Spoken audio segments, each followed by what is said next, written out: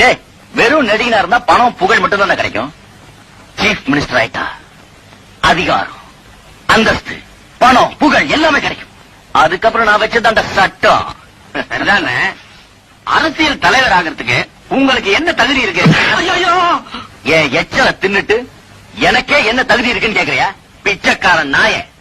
அண்ணன், நான் சொல்லுவேனா? ஜனங்க அப்படி சொல்லுவாங்கன்னு சொல்ல வந்தேன். ஏய் ஏய், எனக்கு என்ன தகுதி இல்ல?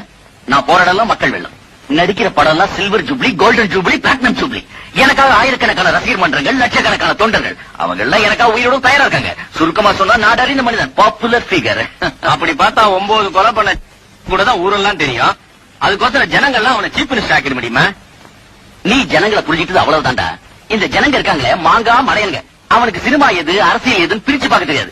என்ன எடுத்துக்க, நான் பரம அயோக்கியா, ஆனா ஜனங்க உத்தமங்கிறான். ஏன் ஒவ்வொரு சினிமாலையும் நல்ல நம்பி ஜனங்க எல்லாம் பாவம், அவங்க ஏமாத்தலாமா? நாம ஜனங்க திருத்த வந்துட்டோம். அவங்க கிட்ட இருக்க முட்டாள்தனத்தை பயன்படுத்தி பதவியை பிடிச்சிடணும். அதான் புத்திசாலி.